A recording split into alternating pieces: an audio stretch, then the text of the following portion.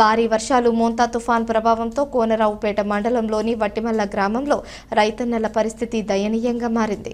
రైతులు ఎంతో కష్టం చేసి పండించిన పంటలు ఒక్క రాత్రిలోనే నీట మునిగిపోవడంతో వారి కష్టానికి తీరని దెబ్బ తగిలింది. స్థానిక రైతు గుండా ఎల్లయ్య మాట్లాడుతూ 3-4 రోజుల్లో కోతకు సిద్ధమైన పంట రాత్రికి రాత్రి నేలమట్టమయ్యింది. దాదాపు 2 లక్షల రూపాయల మేరకు నష్టం జరిగింది. కౌలుకు చేసిన ఎకరం కూడా అలాగే మునిగిపోయింది. పెట్టుబడి, కౌలు, పంట అన్నీ నష్టపోయాం. ఇక కౌలు ఎలా కట్టాలో అర్థం కావడం లేదు అంటూ తన ఆవేదన వ్యక్తం చేశారు.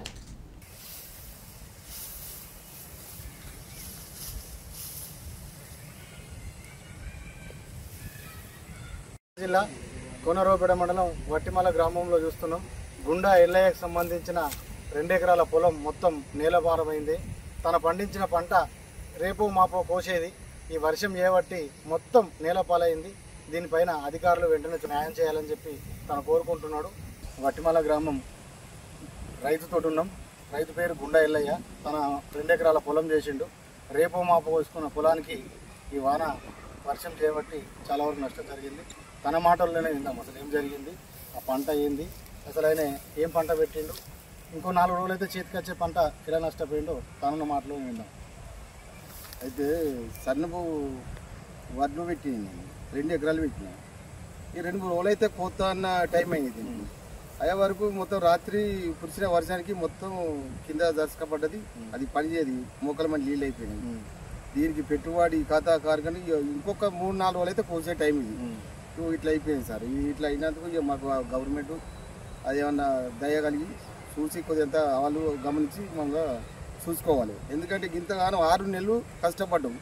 అప్పుడు ఈ ఇంకొక 4 రోజులు అయితే కోసే టైమేనా ఇది అది మొత్తం. ఇంకా ఇదంతా చూసుకోండి ఎట్లున్నదో. ఒక్క సుధా కర్ర లేకుండా కింద అడ్డం పడ్డది. అది గవర్నమెంట్ దయచేసి సీనాన్న, మన ఎమ్మెల్యే సాబ్ సీనాన్న సుధా దయచేసి మీరు కొద్దిగా గమనించి మమ్మల్ని అర్థం చేసుకొని చూసుకోండి.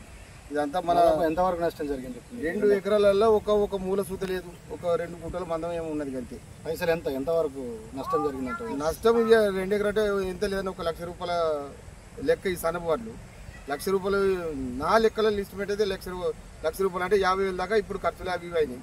దున్నుడు, పెట్టుబడి, మందులు, మాకులు, కైకిలు గమ్మలు 2 లక్షల దాకా ఇప్పుడు పోయినట్టే.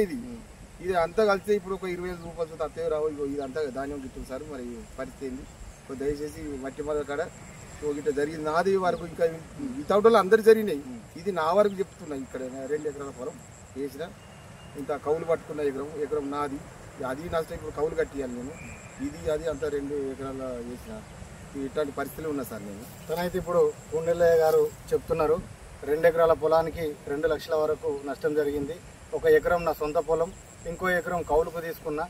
ఎలాగూ కౌలుకైతే కట్టియాల్సిందే. ఇప్పటికైనా ప్రభుత్వం వైపు ఆది శ్రీనివాస్ గారు వెంటనే చొరవ తీసుకొని అధికారులు దీనిపైన విచారణ జరిపించి తనకు ప్రభుత్వం తరఫున వచ్చే ఇంతో లాభం అయితే చేయాలని చెప్పి తను కోరుకుంటున్నాడు. 2 లక్షల వరకు మాత్రం నష్టం జరిగిందని చెప్పని అంచనా వేస్తుంది.